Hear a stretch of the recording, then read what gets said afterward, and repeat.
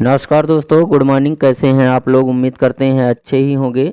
दोस्तों, आप सभी लोगों का हम अपने इस YouTube चैनल योगेन सर जमुना में बहुत बहुत स्वागत, वंदन और अभिनंदन करते हैं। दोस्तों, आज हम क्लास 10th सामाजिक विज्ञान की विशेष क्लास में आपके लिए लेकर आए हैं माध्यमिक शिक्षा मंडल मध्य प्रदेश भोपाल द्वारा आयोजित परीक्षा हेतु मॉडल पेपर सेकंड, जो कि आपके वार्षिक परीक्षा फरवरी 2024 से रिलेटेड है, जिसे हम सॉल्व करके दिखाएंगे। तो दोस्तों, आपके बोर्ड एग्ज़ाम में कैसे पेपर आएगा, उसका नमूना क्या होगा, वो सारी चीज़ आज हम इस वीडियो में देखने वाले हैं। ठीक है, तो दोस्तों चलिए शुरुआत करते हैं और आज के सेशन की। क्योंकि क्या हुआ, जो दिन निकल गया, अभी तो पूरी रात बाकी है और यूं ही नहीं हिम्मत हार सकता मैं, अभी तो कामयाबी से मुलाकात बाकी है। ठीक है दोस्तों, क्या हुआ, जो कुछ महीने बीत गए, अगर उन महीनों में आप पढ़ नहीं पाए हो, लेकिन इस जनवरी के महीने में आप पढ़ाई पर लग जाओगे, वही आपका फ्यूचर डिसाइड करेगा 10th बोर्ड के रिज़ल्ट का। ठीक है दोस्तों, हमारी जो ये क्लास है, ये MP बोर्ड क्लास 10th सामाजिक विज्ञान का मॉडल पेपर सेकंड है, जो कि आपके बोर्ड एग्जाम की दृष्टि से काफ़ी महत्वपूर्ण होने वाला है। तो प्लीज़ वीडियो को बिना स्किप किए हुए शुरू से लेकर लास्ट तक जरूर देखिएगा। और अगर वीडियो पसंद आए तो वीडियो को लाइक, दोस्तों में शेयर जरूर करिएगा। और अगर आप हमारे चैनल पर नए हैं तो चैनल को फटाफट से सब्सक्राइब भी करिएगा, तथा इसके अलावा कमेंट बॉक्स में एक जो है तो प्यारा सा कमेंट भी अवश्य ही कीजिएगा, ताकि हमें यह पता चले कि आखिर आपको हमारी यह वीडियो कैसे लगी। ठीक है, तो चलिए दोस्तों, बिना किसी देरी के वीडियो को स्टार्ट करते हैं और देखते हैं अपना पहला प्रश्न क्या था। ठीक है दोस्तों, आपका जो बोर्ड एग्जाम का पेपर होगा दोस्तों, वो सेम इसी तरीके का होगा। 3 घंटे का टाइम रहेगा दोस्तों और 75 नंबर का पूर्णांक रहेगा। ठीक है, और आपको जो है तो कई सारे जो है तो निर्देश दिए रहेंगे दोस्तों, जिसमें से पहला निर्देश रहेगा कि सभी प्रश्न करना अनिवार्य है। ठीक है दोस्तों, नोट है कि प्रश्न क्रमांक 1 से 5 तक वस्तुनिष्ठ प्रश्न होंगे और प्रत्येक प्रश्न पर 1 अंक निर्धारित होगा। ठीक है, यह हमारे जो है तो निर्देश हैं दोस्तों। 1 से लेके 5 तक जो होते हैं ना प्रश्न, वो ऊपर के जो 1 से 5 तक के प्रश्न होते हैं, वो सारे के सारे वस्तुनिष्ठ प्रश्न कहलाते हैं दोस्तों। ठीक है, मतलब question number 1, question number 2, question number 4, question number 5 जो है दोस्तों, ये क्या है, ये वस्तुनिष्ठ प्रश्न है। प्रत्येक वस्तुनिष्ठ प्रश्न के अंदर जो है तो 5-5, 6-6 प्रश्न दिए रहेंगे दोस्तों।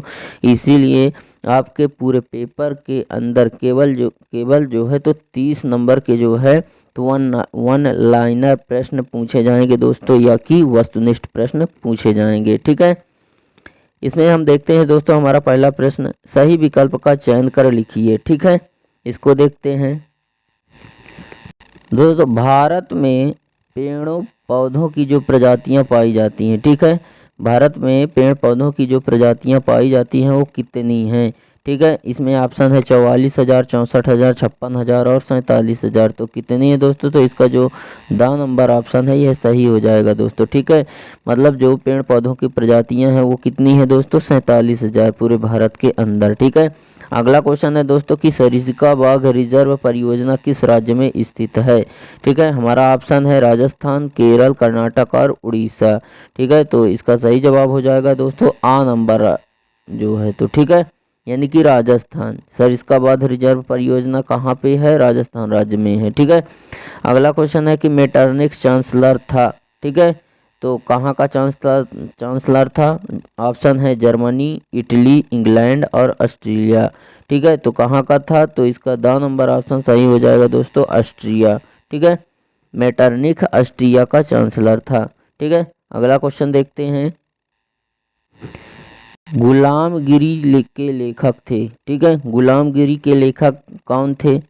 ऑप्शन है महात्मा गांधी, पंडित जवाहरलाल नेहरू, ज्योतिबा फुले और विवेकानंद। ठीक है, तो इसका दोस्तों सा नंबर ऑप्शन सही हो जाएगा, ज्योतिबा फुले। ठीक है, यह जो है तो गुलामगिरी के लेखक थे, गुलामगिरी को इन्होंने ही लिखा था दोस्तों, ज्योतिबा फुले ने। ठीक है, अगला हमारा क्वेश्चन है दोस्तों कि 2011 की जनगणना के अनुसार देश में प्रति 1000 बालकों पर बालिकाओं की संख्या क्या थी?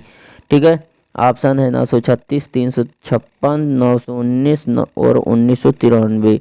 ठीक है, तो क्या है दोस्तों इसकी जो है तो हो जाएगा, इसमें जो है तो सही जवाब हो जाएगा दोस्तों सा नंबर ऑप्शन। ठीक है, यानी कि जो है तो 2011 की जनगणना के अनुसार जो है तो 1000 पुरुषों में जो है तो 919 ही केवल जो है तो क्या हैं, बालिकाएं हैं। ठीक है। अगला है हमारा कि फोर्ड मोटर्स भारत में जो है तो कब आया। ठीक है। इसके जो है तो 4 ऑप्शन है दोस्तों। पहला है 1965, दूसरा है 1998 और तीसरा है जो है तो 990 और चौथा है 1993। ठीक है। तो इसका सही जवाब हो जाएगा दोस्तों 1965, यानी कि आ नंबर ऑप्शन इसका सही हो जाएगा। ठीक है। हमारा अगला वस्तुनिष्ठ क्वेश्चन है दोस्तों, क्वेश्चन नंबर 2 कि रिक्त स्थानों की पूर्ति कीजिए। ठीक है। इसमें देखते हैं दोस्तों, सुंदरवन राष्ट्रीय उद्यान किस राज्य में स्थित है। ठीक है। तो हो जाएगा दोस्तों कहाँ पे है, तो यह हो जाएगा पश्चिम बंगाल। कहाँ पे है ये, पश्चिम बंगाल में है सुंदरवन राष्ट्रीय उद्यान। अगला क्वेश्चन है दोस्तों कि हौज खास का निर्माण शासक ने करवाया था। तो किसने करवाया था, तो इल्तुतमिश ने करवाया था दोस्तों, इल्तुतमिश। ठीक है।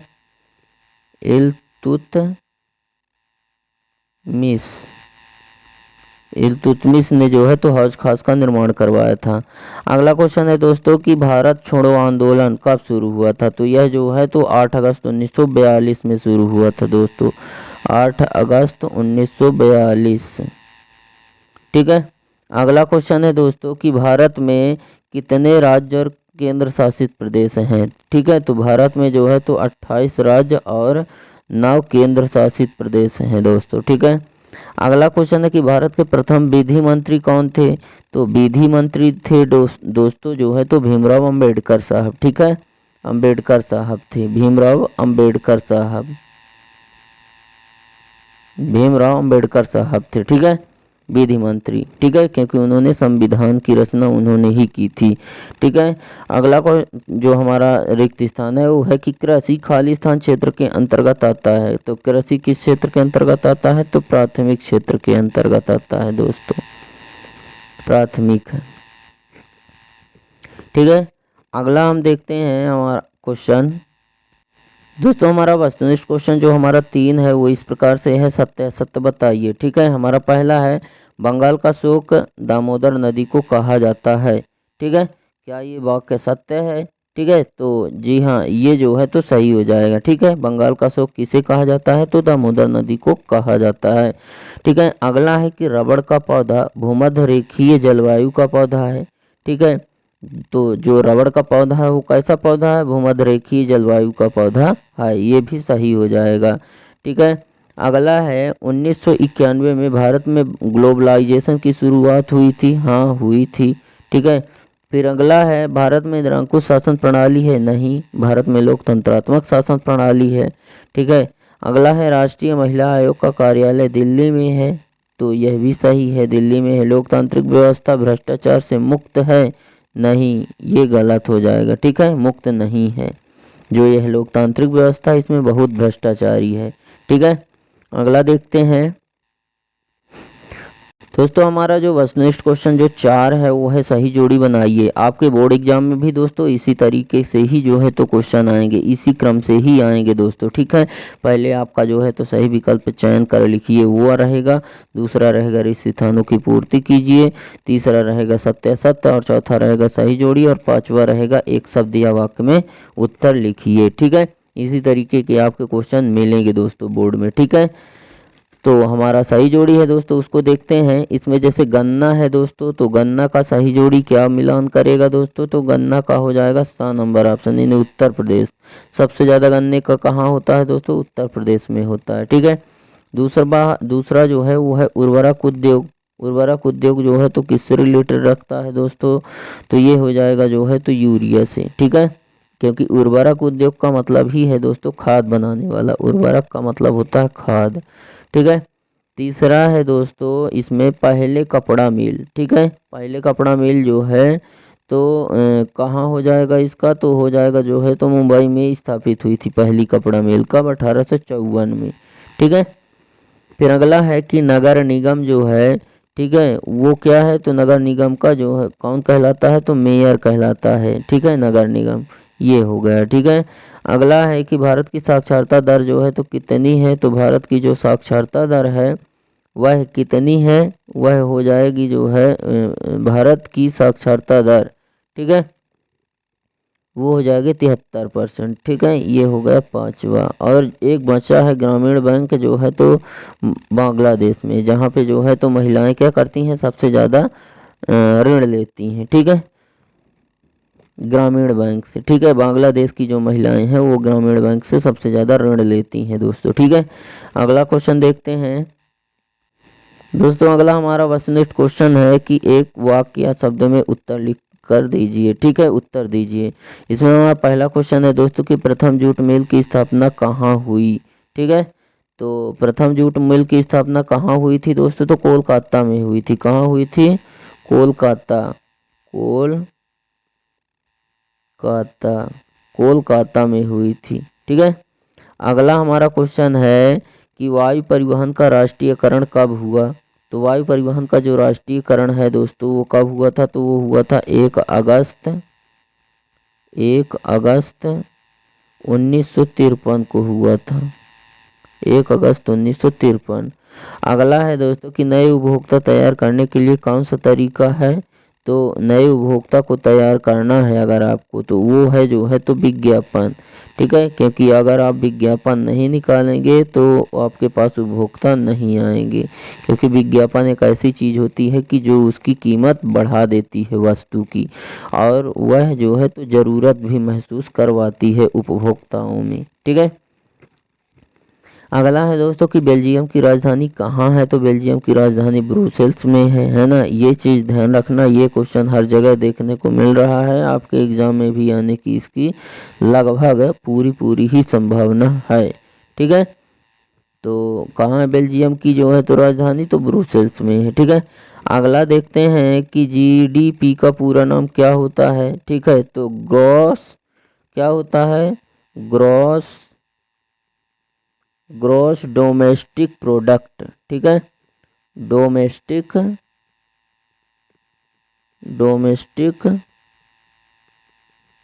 प्रोडक्ट, डोमेस्टिक प्रोडक्ट है दोस्तों। ठीक है, अगला है विश्व व्यापार संगठन की स्थापना कब हुई। ठीक है, तो 1 जनवरी 1995 में हुई। ठीक है, 1 जनवरी 1995। ठीक है, ये हुई थी। ठीक है, आगे देखते हैं। आगे हमें जो है तो कुछ इसी ही तरह से जो है तो निर्देश मिलेगा दोस्तों। यहाँ पे लिखा हुआ है कि 6 से 17 तक कुल जो है तो 12 प्रश्न होंगे, और प्रश्न के जो है तो 2 अंक निर्धारित होंगे, जैसे अथवा में भी दिया है।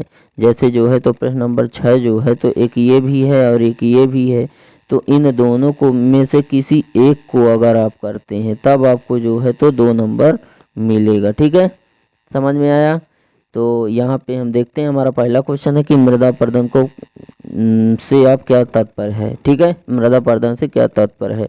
तो दोस्तों मृदा अपरदन से तात्पर्य होता है कि मिट्टी का कट करके एक स्थान से दूसरे स्थान पर बहकर जाना, चाहे वह जो है तो जल के माध्यम से बहकर जाए या हवा के माध्यम से जो है तो बहकर जाए, वही क्या कहलाती है दोस्तों, मृदा अपरदन कहलाती है।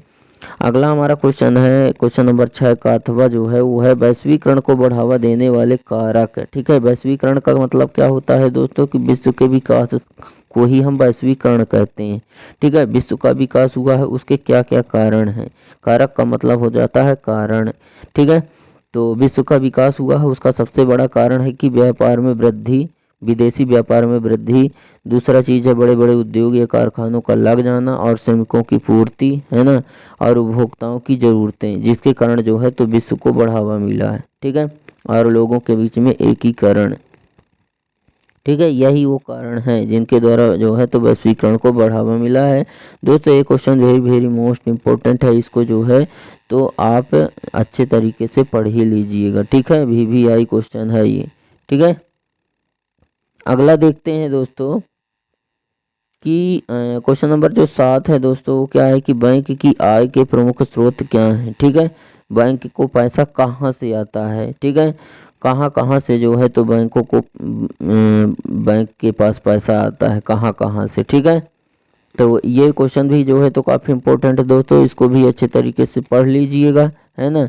जैसे हम देखते हैं कि बैंकों की आय का प्रमुख स्रोत विभिन्न संस्थानों और व्यक्तियों द्वारा लिए गए लोन पर मिलने वाला जो ब्याज होता है दोस्तों, वही उसका प्रमुख स्रोत होता है, जो वो इंटरेस्ट लेता है लोगों से, ठीक है। और बैंक द्वारा दिए गए उपक्रमों के किए गए अलग अलग तरह के निवेशों से होता है, ठीक है।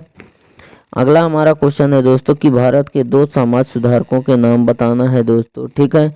कि जो दो समाज सुधारक हैं वो कौन कौन से हैं दोस्तों, ये क्वेश्चन भी काफ़ी इम्पोर्टेंट है दोस्तों। इसको भी आप जो है तो अच्छे तरीके से पढ़ लीजिएगा, ये आपके बोर्ड एग्जाम में जो है तो इसकी पूरी पूरी आने की संभावना है दोस्तों, है ना। तो यहाँ पे अगर हम बात करें कि भारत के दो समाज सुधारक, तो वो हैं दोस्तों कबीरदास भी हैं, गुरु घासीराम भी हैं, गुरु अमरदास भी हैं और विनोबा भावे भी हैं, ठीक है। तो इनका आप अच्छे से नाम ध्यान में रख लीजिएगा, ठीक है। आगे देखते हैं, हमारा क्वेश्चन नंबर 8 है जो दोस्तों, वो है आरक्षित वनों से क्या तात्पर्य है, ठीक है। दोस्तों आरक्षित वन, सुरक्षित वन और ग्राम्य वन, इनमें अंतर क्या होता है दोस्तों। जो सुरक्षित वन होते हैं, ठीक है, वह जो है तो उसकी लकड़ियों का उपयोग, उसकी घास का उपयोग जो है तो नॉर्मली ज़रूरत के आधार पर सभी लोग कर सकते हैं, ठीक है, बिना किसी की अनुमति लिए हुए, ठीक है। लेकिन उसको वहाँ से पेड़ अगर वो काटते हैं तो उनको पेड़ लगाना भी पड़ता है, लगाने का भी जो है तो वो रखा गया है, ठीक है, कि आप अगर इतने पेड़ काट रहे हैं तो आप उतने पेड़ लगाएंगे भी, ठीक है। और आरक्षित वन वो होता है दोस्तों जिसको गवर्नमेंट सरकार ने आरक्षित कर देती है, ठीक है। और उसके आरक्षित के बाद उसके अलावा और कोई भी व्यक्ति जो है तो उस वन की लकड़ियों का, घास का, मतलब उस वन में जा भी नहीं सकता, पूरी तरह से प्रतिबंधित हो जाता है, ठीक है। और ग्राम वन क्या होते हैं दोस्तों, मतलब वनों की सुरक्षा और देखभाल के लिए गवर्नमेंट सरकार क्या करती है कि जो नीच वर्ग के लोग होते हैं उनको उसी वन में, उसी जंगल में जो आरक्षित वन है वहीं पे उनको जो है तो बसा देती है, क्योंकि वो यह मानती है कि अगर इनको यहाँ पे बसा देंगे तो ये उसकी रखवाली करेंगे। और जब हमें जो है मतलब कुछ शर्तें रखती थी वो, उन आदिवासी जो समुदाय होता था नीच वर्ग का, उनके साथ कुछ शर्तें भी रखती थी कि अगर आप ऐसा ऐसा करेंगे तभी हम आपको वहाँ पे रहने देंगे। मतलब वो ये कहती थी कि जैसे गवर्नमेंट सरकार को अगर लकड़ी की ज़रूरत हुई तो आप लकड़ी को काट करके और स्टेशन, रेलवे स्टेशन तक या शहर तक आप उसको पहुंचवाएंगे, है ना। और अगर कभी आग वगैरह लगती है जंगल में तो उससे भी कहीं ना कहीं वनों को आप सुरक्षित रखोगे, ठीक है। तो ये थे आरक्षित वन, ठीक है। आरक्षित वन का उपयोग कोई सामान्य व्यक्ति नहीं कर सकता, केवल गवर्नमेंट सरकार के अलावा, ठीक है। अर्थव्यवस्था के 3 प्रमुख क्षेत्र कौन कौन से हैं, तो वही प्राथमिक, द्वितीयक और तृतीयक क्षेत्र। प्राथमिक क्षेत्र में कृषि आएगा, पशुपालन आएगा, ठीक है, ये प्राथमिक क्षेत्र हैं।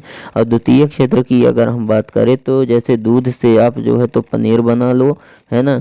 और जो है तो पनीर को ले जाकर शहर में बेच दो तो वो तृतीय क्षेत्र कहला जाएगा। मतलब तृतीय क्षेत्र को हम सेवा क्षेत्र भी कहते हैं। उसमें केवल आप सेवा दे सकते हो, ठीक है, आप पैसे नहीं कमा सकते, केवल आप सेवा दे सकते हो, वो तृतीय जो है तो क्षेत्र के अंतर्गत आता है, ठीक है। तो ये तो थे 3 प्रमुख जो है तो क्षेत्रक अर्थव्यवस्था के, है ना। उसके बाद हमारा जो क्वेश्चन नंबर 9 है दोस्तों, वो है गठबंधन सरकार किसे कहते हैं, ठीक है। गठबंधन सरकार, ठीक है, किसे कहते हैं, ठीक है। ये क्वेश्चन भी काफ़ी मोस्ट इम्पोर्टेंट है दोस्तों, है ना। इसको जो है तो आप अच्छे तरीके से जो है तो पढ़ ही लीजिएगा, है ना। तो इसको देखते हैं कि जो हमारी गठबंधन सरकार है वो क्या है दोस्तों। तो गठबंधन सरकार एक संसदीय सरकार की कैबिनेट होती है, ठीक है, जिसमें कई राजनीतिक दल सहयोग लेते हैं। राजनीतिक दल बोले तो जैसे भाजपा की पार्टी हो गई, है ना, बहुजन समाज पार्टी कहने का मतलब, बहुजन समाज पार्टी हो गई, कांग्रेस पार्टी हो गई, आम आदमी पार्टी हो गई। तो मतलब ये जो राजनीतिक पार्टियां हैं दोस्तों, इसी को राजनीतिक दल बोलते हैं, ठीक है दोस्तों। इस व्यवस्था का आम कारण यह दिया जाता है कि कोई दल अपने बलबूते पर, यानी कि अपनी क्षमता के आधार पर बहुमत प्राप्त नहीं कर सकता है। एक गठबंधन सरकार राष्ट्रीय संकट के समय भी बनाई जा सकती है, ठीक है। तो इस तरह से यह क्वेश्चन भी काफ़ी इम्पोर्टेंट है दोस्तों, इसको आप आसानी से जो है तो कर लेना, ठीक है। और जो है तो इसको अच्छे तरीके से जो है तो इसकी प्रिपरेशन करके ही जो है तो बोर्ड एग्जाम में जाना है दोस्तों, एग्ज़ाम देने, ठीक है। अगला हमारा क्वेश्चन है दोस्तों कि संघात्मक शासन की कोई दो विशेषताएं बतानी है संघात्मक शासन व्यवस्था की। ठीक है, संघात्मक शासन व्यवस्था की कोई दो विशेषताएं। यह क्वेश्चन भी काफी इंपॉर्टेंट है दोस्तों आपके एग्जाम के नजरिए से। ठीक है, भारतीय संविधान में स्पष्ट रूप से केंद्र और राज्य सरकारों के बीच विधायी शक्तियों को 3 हिस्सों में बांट दिया गया है दोस्तों। ठीक है, संघ सूची हो गई, समवर्ती सूची हो गई, और एक और है दोस्तों कौन सी सूची हो, राज्य सूची। ठीक है, तो अगर हम संघ सूची की बात करें तो इसमें प्रतिरक्षा, विदेशी बैंकिंग, व्यापार, मुद्रा जैसे राष्ट्रीय महत्व के विषय हैं। इस पर केंद्र सरकार जो है तो कानून बनाती है। जबकि राज्य सूची की अगर बात करें तो इसमें पुलिस, व्यापार, वाणिज्य, कृषि, सिंचाई जैसे प्रांतीय महत्व के विषय आते हैं और इस पर कानून बनाने का अधिकार राज्य सरकार को ही होता है। जबकि समवर्ती सूची में शिक्षा एवं वन, विवाह, मजदूर संघ जैसे विषय शामिल होते हैं। इन पर कानून बनाने का अधिकार केंद्र सरकार तथा राज्य सरकार दोनों को होता है। ठीक है, तो इस तरह से दोस्तों यह क्वेश्चन भी इम्पोर्टेंट है, इसको भी आप कर लीजिएगा, है ना। अगला क्वेश्चन है कि बहुराष्ट्रीय कंपनियां जो है तो किसे कहते हैं। बहुराष्ट्रीय कंपनियां यानी कि जो है तो दोस्तों विदेशी कंपनियां। ठीक है, जिसको अपन लोग जो है तो विदेशी कंपनी भी जो है तो कहते हैं। ठीक है, इसको जो है तो हम विदेशी कंपनी, बहुराष्ट्रीय या अंतर्राष्ट्रीय कंपनी भी इसको हम कह सकते हैं। ठीक है, तो यहाँ पे हम देखते हैं कि जो अपने देश की तुलना में एक या एक से अधिक देशों में वस्तुएं या सेवाओं का उत्पादन को नियंत्रित करते हैं दोस्तों, वही अंतर्राष्ट्रीय या बहुराष्ट्रीय कंपनियां कहलाती हैं। ठीक है, बहुराष्ट्रीय कंपनियों की अपने देश के अलावा कम से कम एक अन्य देशों में भी जो है तो सेवाएं और अन्य संपत्ति होती हैं। ठीक है, अगला है कि प्रिंटिंग प्रेस का आविष्कारक कौन और कहाँ के थे। ठीक है, तो गुटेनबर्ग थे दोस्तों। ठीक है, और वो थे कहाँ के दोस्तों, तो वो गुटेनबर्ग तो थे। ठीक है, लेकिन वो थे कहाँ के। ठीक है, तो यहाँ पे वो जो है तो योहान के निवासी थे। कहाँ के निवासी थे, योहान के, और उनके द्वारा जो है तो सर्वप्रथम छापी गई किताब जो है तो कौन सी थी दोस्तों, तो वो थी बाइबिल। ठीक है, तो इस तरह से दोस्तों ये क्वेश्चन भी काफ़ी इंपॉर्टेंट हो जाता है आपके बोर्ड एग्जाम के हिसाब से, है ना। अगला क्वेश्चन देखते हैं दोस्तों, क्वेश्चन नंबर 11 कि भारत की प्रमुख खाद्यान्न फसलों के नाम बताइए। तो चावल, गेहूं ये प्रमुख खाद्यान्न फसल है दोस्तों। वैसे तो अपने भारत में सबसे ज़्यादा जो है तो गेहूं, चावल का उत्पादन होता है, लेकिन गेहूं हरित क्रांति के कारण गेहूं को हरित क्रांति की मान्यता दी गई है। इसीलिए जो है तो सर्वप्रथम जो है तो सबसे ज़्यादा उपज जो है तो गेहूं को ही मानते हैं। ठीक है, उसके बाद हम देखते हैं कि भारत से निर्यात की जाने वाली प्रमुख वस्तुओं के नाम बताना है। ठीक है, कि निर्यात का मतलब है दोस्तों कोई वस्तु को हम एक देश से दूसरे देश में भेजना ही निर्यात है। जैसे अब हमारे भारत देश में विभिन्न प्रकार की जो है तो वस्तुएं उत्पादित हो रही हैं, तो उनको हम एक स्थान से दूसरे स्थान या अपने राज्य से दूसरे राज्य भेज देंगे, मतलब उनको जो है तो हम बेच देंगे, वो कहला जाएगा निर्यात। ठीक है, तो निर्यात की जाने वाली जो है तो प्रमुख वस्तुएं कौन कौन सी थी, तो यहाँ से जो निर्यात की जा रही हैं जितनी भी सारी वस्तुएं, उनका नाम जो है तो इस तरह से है दोस्तों, निम्नलिखित है वो सारी वस्तुएं। ठीक है, जैसे कि जो है तो रत्न आभूषण हो गया, रासायनिक उत्पादन हो गया, वस्त्र हो गया, पेट्रोलियम हो गया, कृषि हो गया, समुद्री उत्पादन हो गया और इलेक्ट्रॉनिक का सामान वगैरह, ये सारी चीज़ यहाँ से निर्यात की जाती हैं। और आयात का मतलब होता है दोस्तों कि कोई भी चीज़ हम जो है तो हमारे देश में अगर नहीं है तो उसको हम विदेश से मंगा लें, वही होता है दोस्तों आयात। ठीक है, अगला क्वेश्चन है दोस्तों हमारा जो 12 नंबर की प्रथम विश्व युद्ध में सहयोगी राष्ट्र कौन कौन से थे। ठीक है, यह क्वेश्चन भी वेरी वेरी मोस्ट इम्पोर्टेंट है दोस्तों आपके बोर्ड एग्जाम के हिसाब से। ठीक है, इस क्वेश्चन को भी आप जो है तो अच्छे तरीके से कर लीजिएगा। ठीक है, क्योंकि आपके बोर्ड एग्जाम में ये क्वेश्चन की जो है तो लगभग आने की जो है तो पूरी संभावना है। ठीक है, इसलिए क्वेश्चन को आप अच्छे तरीके से तैयार कर लीजिएगा। ठीक है दोस्तों, प्रथम विश्व युद्ध में एक तरफ मित्र राष्ट्र और दूसरी तरफ धुरी राष्ट्र थे। मित्र राष्ट्र में रूस, जापान, फ्रांस, ब्रिटेन, संयुक्त राष्ट्र अमेरिका और जापान था। संयुक्त राष्ट्र अमेरिका इस युद्ध में साल 1917-18 के दौरान संलग्न रहा, मतलब जुड़ा रहा, और धुरी राष्ट्र के केवल 3 देश मौजूद थे, ऑस्ट्रो हंगरी, जर्मनी और ऑटोमन एम्पायर था। ठीक है, तो इस तरह से दोस्तों ये क्वेश्चन इंपॉर्टेंट हो जाते हैं आपके बोर्ड एग्जाम के हिसाब से। अगला क्वेश्चन है कि भारत में पवन ऊर्जा का वर्णन कीजिए। दोस्तों जो पवन ऊर्जा है वह एक जो है तो नवीकरणीय ऊर्जा के संसाधन है, यानी कि गैर परंपरागत ऊर्जा के संसाधन भी इसको हम कह सकते हैं। दोस्तों इसका हम चाहे जो है तो जितना उपयोग करें, है ना, इसे जो है तो ख़त्म नहीं कर सकते। ठीक है, इसको जो है तो पुनः से दोबारा प्राप्त किया जा सकता है, इसीलिए जो है तो क्या है, जो है तो गैर परंपरागत या कि नवीकरणीय ऊर्जा के स्रोत हैं दोस्तों। ठीक है, पवन ऊर्जा। ठीक है, उसके बाद आगे देखते हैं दोस्तों कि जो ऐसा अनुमान है कि 6000 मेगावाट की अतिरिक्त पवन ऊर्जा को वर्ष 2012 तक भारत में स्थापित किया जाएगा और भारत में स्थापित कुल ऊर्जा क्षमता का 6% पवन ऊर्जा से प्राप्त होता है और देश की ऊर्जा का 1% उससे उत्पन्न होता है। भारत पवन एटलस और तैयार कर रहा है। ठीक है, तो इस तरह से दोस्तों यह क्वेश्चन भी आपके लिए काफ़ी इंपॉर्टेंट हो जाता है, तो इस क्वेश्चन को भी आप कर लीजिएगा। ठीक है, अगला क्वेश्चन देखते हैं। हमारा अगला क्वेश्चन है दोस्तों कि साइमन कमीशन किस प्रकार भारतीयों के लिए जो है तो अहितकर था। ठीक है, मतलब उनके लिए जो है तो वह हितकारी नहीं था। ठीक है, वह जो था साइमन कमीशन वह अहितकर था। ठीक है, तो क्या था दोस्तों, ये क्वेश्चन काफ़ी इंपॉर्टेंट हो जाता है। इस क्वेश्चन को आप अच्छे तरीके से जो है तो डाउनलोड कर लीजिएगा।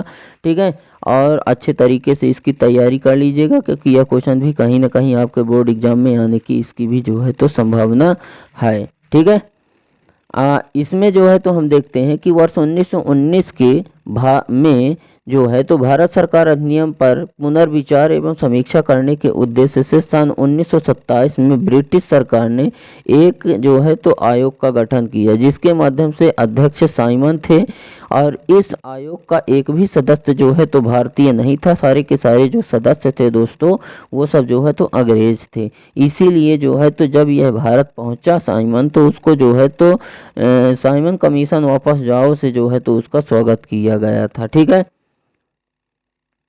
तो यह क्वेश्चन जो है तो काफ़ी इंपॉर्टेंट हो जाता है बोर्ड एग्जाम में, इसको भी आप तैयार कर लीजिएगा। ठीक है, और बोर्ड एग्जाम में जिस तरह से आज हम इस वीडियो के अंतर्गत जितने भी जो है तो क्वेश्चन बता रहे हैं दोस्तों, यही क्वेश्चन इसी तरीके के इसी कैटेगरी के क्वेश्चन जो है तो आपके बोर्ड एग्जाम में देखने को मिलेंगे दोस्तों। ठीक है, उन क्वेश्चनों का नमूना आज हम आपको दिखा रहे हैं। ठीक है, तो अगला है दोस्तों 13 नंबर क्वेश्चन है, उसका जो अथवा है दोस्तों वो है तापीय प्रदूषण का जलीय जीवों पर क्या प्रभाव पड़ा है। ठीक है, मतलब जो सूर्य का प्रभाव है दोस्तों वह जो जल पर रहने वाले जो जीव हैं उस पर किस प्रकार से जो है तो प्रभाव पड़ा है। ठीक है, तो इस हिसाब से यह भी काफ़ी इम्पोर्टेंट हो जाता है ना, तो इसको भी आप देख लीजिएगा। अगला क्वेश्चन है कि खनिजों का संरक्षण क्यों आवश्यक है।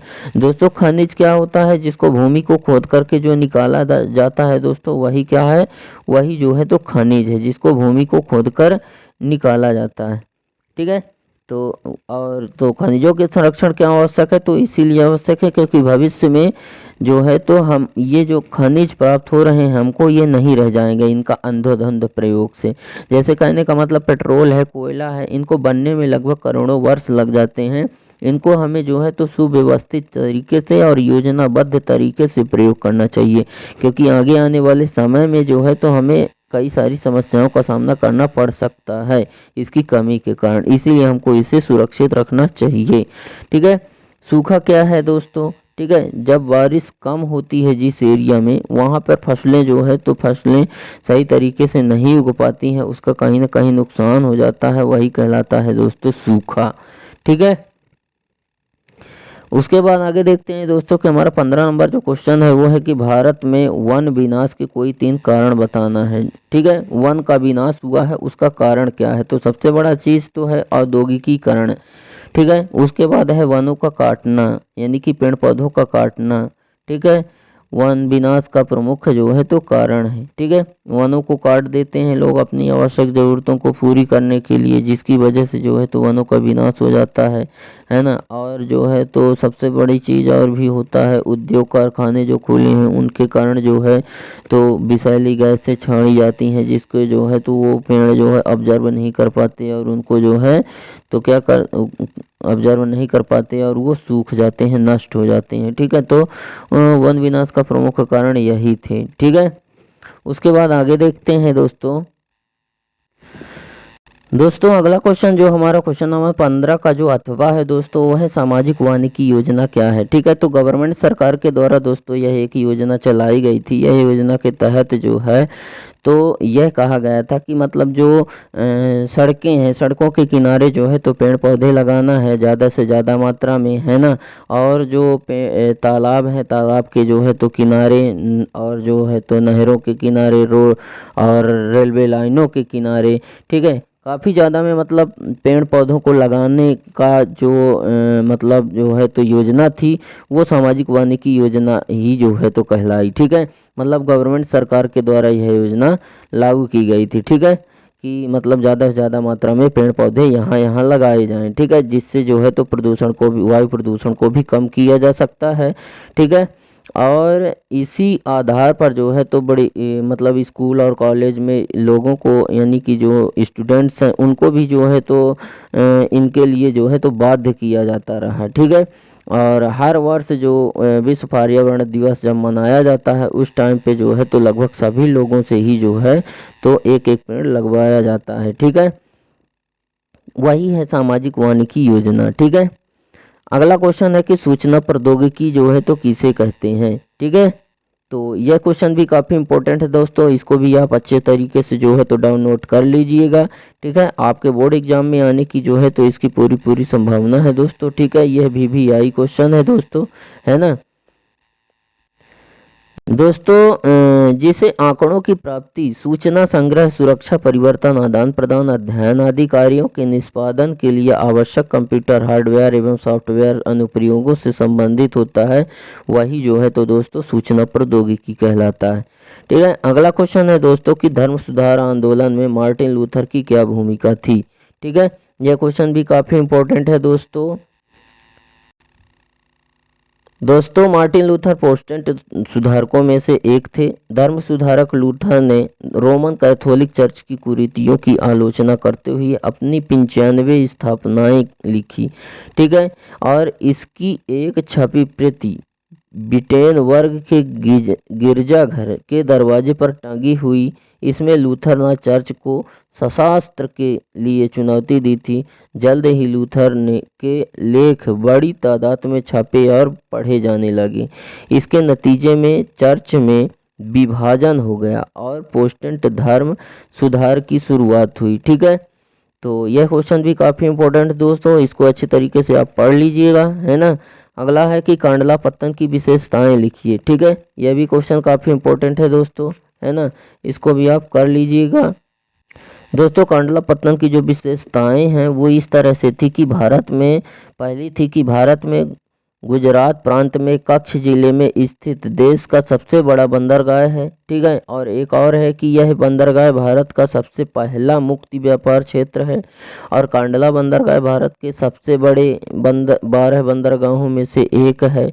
ठीक है, और यह कांडला नदी पर बना हुआ है और यह दीनदयाल पत्तन के नाम से भी इसे जाना जाता है। ठीक है, तो इस तरह से दोस्तों ये भी क्वेश्चन जो है तो बहुत महत्वपूर्ण है, कांडला पत्तन। ठीक है, इसको भी आप पढ़ ही लीजिएगा। अगला है कि भारत में राष्ट्रवाद की भावना को पनपने में किन किन कारकों का योगदान था दोस्तों। ठीक है, तो ये क्वेश्चन भी काफ़ी इंपॉर्टेंट है, इसको भी आप कर ही लीजिएगा, है ना। भारत में राष्ट्रवाद की भावना पनपने में विभिन्न इतिहास का साहित्यिक गतिविधियों, लोक कथाओं व गीत, चित्र, प्रतीक सभी ने राष्ट्रवाद को जो है तो भारत सरकार में अपना योगदान दिया और 20वीं सदी में राष्ट्रवाद के विकास के साथ भारत माता की छवि का रूप लेने लगी थी। भारत माता की पहली तस्वीर बंकिम चंद्र चट्टोपाध्याय ने बनाई थी। 1817 के दशक में मातृभूमि की स्तुति में वंदे मातरम गीत भी लिखा था उसने। ठीक है, यह क्वेश्चन भी काफ़ी इंपॉर्टेंट है दोस्तों, इसको भी आप कर ही लीजिएगा, है ना। उसके बाद आगे देखते हैं दोस्तों आपको जो 17 क्वेश्चन है उसको कंप्लीट होने के बाद इस तरह से आपको फिर से एक नोट देखने को मिलेगा जिसमें लिखा रहेगा कि 18 से 20 तक कुल 3 प्रश्न होंगे और प्रत्येक प्रश्न पर 3 अंक निर्धारित होंगे। मतलब अगर आप अथवा और जो क्वेश्चन दिया गया है उनमें से अगर आप 2 क्वेश्चनों में से एक अगर आप कर देते हो तो आपको जो है तो उनमें से 3 नंबर मिलने वाले हैं। जैसे मृदा अपरदन का कारण बताना है कि उसका कारण क्या है, तो मृदा अपरदन का कारण क्या है दोस्तों, तो मतलब जो है तो जल का तीव्र बहाव है, ठीक है, और भीषण तूफान है। उसके अलावा जो है तो पशुचारण है, ठीक है, और भारी बारिश भी है मृदा अपरदन का कारण। तो ये सारी चीज़ें हैं दोस्तों, है ना। तो यह क्वेश्चन भी इम्पोर्टेंट हो जाता है। फिर है आवश्यकता के दोहरे संयोग को समझाना है दोस्तों, है ना। ये क्या है ठीक है, तो ये क्वेश्चन भी जो है तो काफ़ी इम्पोर्टेंट है ना, आपके बोर्ड एग्जाम के हिसाब से। इसलिए इसको भी आप जो है तो अच्छे तरीके से इसको भी आप डाउनलोड कर ही लीजिएगा और अच्छे तरीके से इसको भी तैयार कर लीजिएगा, ठीक है। जहाँ मुद्रा का उपयोग किए बिना वस्तुओं का विनिमय होता है वहाँ आवश्यकताओं का दोहरा संयोग होना अनिवार्य होता है। इसमें उस स्थिति में पहुंचा जाता है दोस्तों जहां दोनों पक्ष एक दूसरे से चीज़ें खरीद करने पर सहमति रखते हो, ठीक है। जैसे कि एक जूता निर्माता का बिना मुद्रा के इस्तेमाल किए सीधा गेहूं उगाने वाले ऐसे किसान की ज़रूरत होगी जो न केवल गेहूं बेचना चाहता हो बल्कि साथ में जूते खरीदने भी चाहता हो, ठीक है। परंपरागत और आर्थिक रूप से सरल एवं पिछड़े समाज में वस्तु विनिमय प्रणाली की यही व्यवस्था काम करती है, किंतु जटिल और आधुनिक विकसित समाज में यह एक रुकावट का कार्य करेगी, ठीक है। अगला है दोस्तों हमारा 19 नंबर क्वेश्चन है दोस्तों कि राष्ट्रीय उद्यान और वन्य जीव अभयारण्य में जो है तो अंतर स्पष्ट करना है दोस्तों, ठीक है, कि ये जो है तो कहाँ है, ठीक है। दोस्तों राष्ट्रीय उद्यान की अगर बात करें तो यह वह स्थान है जहां पर वन्य जीवों के साथ साथ प्राकृतिक वनस्पति प्राकृतिक सुंदरता का भी जो है तो संरक्षण होता है।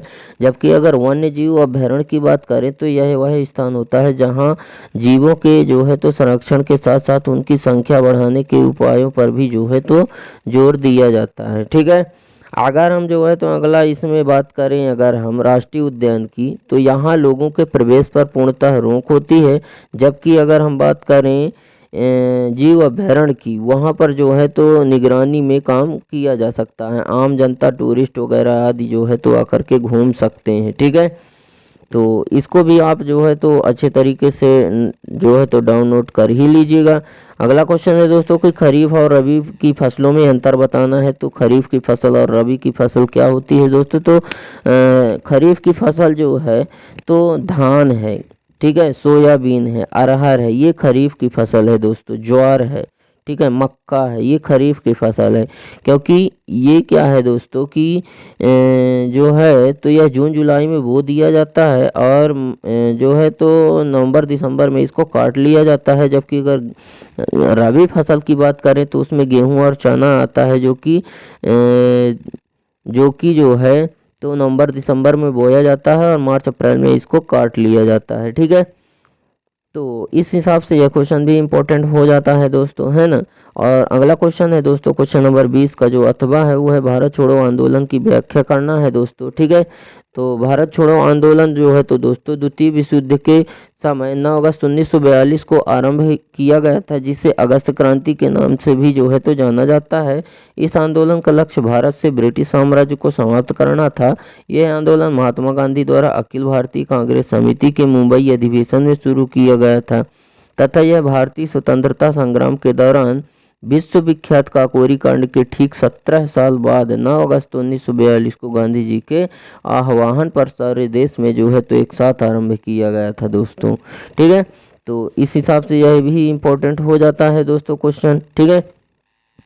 उसके बाद एक और जो है तो क्वेश्चन नंबर 20 के बाद आपको नोट देखने को मिलेगा दोस्तों कि 21 से 23 तक के का जो है तो 3 प्रश्न जो है तो आपको मिलेंगे कितने कितने 4-4 नंबर के, ठीक है। तो इसको भी आप देख लेते हैं दोस्तों। हमारा जो 21 नंबर का क्वेश्चन है दोस्तों वो है कि हिमालय से निकलने वाली नदियाँ ठीक है, और प्रायद्वीपीय भारत से निकलने वाली नदियों में अंतर बताना है दोस्तों। ठीक है, तो इस हिसाब से जो है दोस्तों यह क्वेश्चन भी जो है तो काफ़ी इम्पोर्टेंट हो जाता है ना।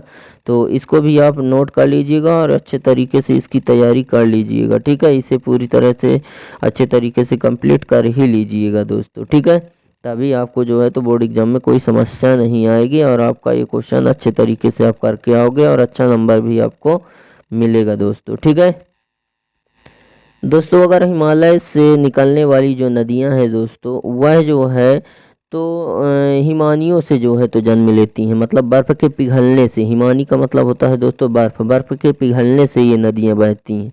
ठीक है, अगर हम बात करें तो हिमालय से जो नदियां निकलती हैं, ये नदियां जो है तो बर्फ़ के पिघलने से बहती हैं।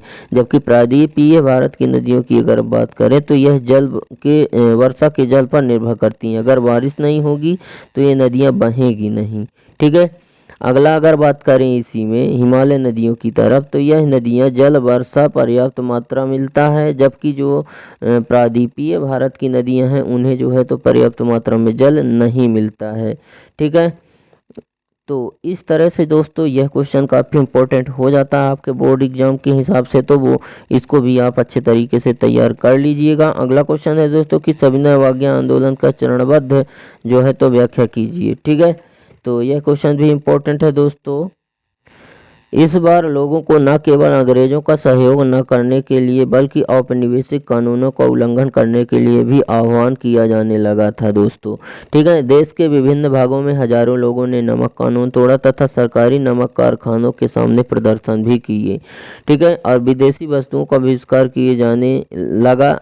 ठीक है, अब बहिष्कार का मतलब यह है कि मतलब उनकी द्वारा जो दी गई वस्तुएं हैं उनका उपयोग ना करना। ठीक है, ही बहिष्कार है। किसानों ने लगान और चौकीदारों ने कर चुकाने से भी जो है तो इनकार कर दिया था। ठीक है, तो और उसके बाद जो है तो किसानों ने जो है तो वनों में रहने वाले जो लोग हैं उन्होंने जो है तो वन कानून का भी उल्लंघन करना शुरू कर दिया था। ठीक है, तो यह क्वेश्चन भी काफ़ी इम्पोर्टेंट है दोस्तों, है ना, इस तरीके से, तो इसको भी आप तैयार कर लीजिएगा। अगला क्वेश्चन हमारा जो 22 नंबर का है दोस्तों, वो है कि लौह अयस्क के प्रकारों का वर्णन करना है। ठीक है, कि लोहा के कितने प्रकार हैं। ठीक है दोस्तों, लौह अयस्क 4 प्रकार का होता है, हेमेटाइट, मैग्नेटाइट, लिमोनाइट, ठीक है, और तथा सीडेराइट। ठीक है, हेमेटाइट की अगर बात करें तो यह लाल एवं भूरे रंग का होता है। इसमें धातु का अंश 60 से 70% पाया जाता है और यह सर्वोत्तम प्रकार का लोहा अयस्क होता है दोस्तों। ठीक है, अब मैग्नेटाइट की अगर बात करें तो यह काले रंग का होता है और इसमें जो है तो चुंबकीय लोहे का ऑक्साइड है। ठीक है, और इसमें धातु का अंश 72% पाया जाता है दोस्तों। ठीक है, और यह आग्नेय शैलों में पाया जाता है मैग्नेटाइट। ठीक है, यह तमिलनाडु व कर्नाटक में भी मिलता है। अगर लिमोनाइट की बात करें तो यह ऑक्सीजन, पानी व लोहे के मिश्रण से बनता है दोस्तों लिमोनाइट। ठीक है, इसमें 40 से 60% तक लोहा ही होता है। इसका रंग पीला होता है और औषधि शैलों में यह पाया भी जाता है। सिंडेराइट की अगर बात करें तो उसे आयरन कार्बोनेट भी कहते हैं और यह लोहे तथा कार्बन के मिश्रण से बनता है और इसका रंग जो होता है दोस्तों वह भूरा होता है और इस धातु का जो अंश होता है वह इसमें जो धातु का अंश होता है वह 10 से 48% तक होता है दोस्तों। ठीक है, तो यह क्वेश्चन भी काफ़ी इम्पोर्टेंट रहा है दोस्तों, तो इसको भी आप तैयार कर लीजिएगा। अगला क्वेश्चन है 22 का अथवा है दोस्तों कि भारतीय संविधान में केंद्र और राज्य सरकारों के बीच शक्ति का बंटवारा किस प्रकार से किया गया है। ठीक है, तो यह भी काफ़ी इम्पोर्टेंट है दोस्तों। अगला क्वेश्चन है इसकी दोस्तों कि भारत के रेखा मानचित्र पर, ठीक है, निम्नलिखित उद्योग चिन्हित और अंकित कीजिए। ठीक है, जैसे मान लेते हैं दोस्तों हमने ये जो है तो भारत का मैप बना दिया है। ठीक है, और यहाँ पे जो है तो क्या करना है, उनको जो है तो दर्शाना है। ठीक है,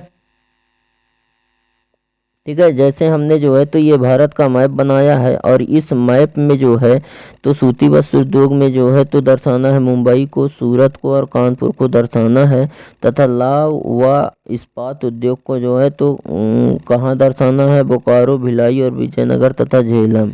ठीक है दोस्तों, आप सभी को पता है कि कर्क रेखा जो है तो वो भारत के बीच से होकर गई है। ठीक है, तो कर्क रेखा के ही ऊपर अपने को जो है तो यहाँ पे बोकारो मिलेगा, यहाँ पे बोकारो है दोस्तों। ठीक है। यहाँ पे जो है तो बोकारो है, ठीक है।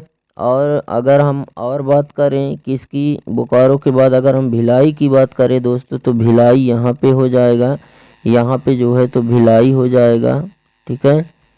और उसके बाद अगर हम भिलाई के बाद बात करें विजयनगर की, तो दोस्तों विजयनगर यहाँ पे हो जाएगा, ठीक है। यहाँ पे विजयनगर हो जाएगा। और उसके बाद एक और है चीज़ दोस्तों झेलम, ठीक है। तो झेलम कहाँ पे हो जाएगा, तो दोस्तों झेलम जो है तो वो सबसे नीचे हो जाएगा दोस्तों, मतलब यहाँ पे जो है तो क्या है दोस्तों, झेलम है, ठीक है, झेलम, ठीक है। और उसके बाद अगर हम सूती वस्त्र उद्योग की अगर बात करें, तो सूती वस्त्र में मुंबई सूरत कहाँ पे होंगे दोस्तों, तो मुंबई जो है तो यहाँ पे हो जाएगा, ये मुंबई है दोस्तों, ठीक है। और उसके बाद मुंबई के बाद सूरत की अगर बात करें, तो यहाँ पे जो ये ऊपर थोड़ा यहाँ पे ये हो जाएगा सूरत, ठीक है। और उसके बाद जो है तो एक और चीज़ है दोस्तों कानपुर, ठीक है। तो कानपुर कहाँ पे हो जाएगा दोस्तों, तो कानपुर यहाँ पे है दोस्तों, ठीक है, यहाँ पे है जो है तो कानपुर, ठीक है। तो इस प्रकार से दोस्तों उम्मीद करते हैं कि आपको हमारा यह वीडियो पसंद आया होगा। वीडियो अगर पसंद आया है तो वीडियो को लाइक और दोस्तों में शेयर ज़रूर करिएगा। और अगर आप हमारे चैनल पर नए हो तो हमारे चैनल को फटाफट से सब्सक्राइब करिएगा तथा बेल आइकन भी प्रेस करिएगा, ताकि हमारी नई नई वीडियो की नोटिफिकेशन आपको सबसे पहले मिले। तो दोस्तों आज के लिए बस इतना ही, मिलते हैं आप सभी लोगों से नेक्स्ट वीडियो में नेक्स्ट टॉपिक के साथ। तब तक के लिए जय हिंद, वंदे मातरम।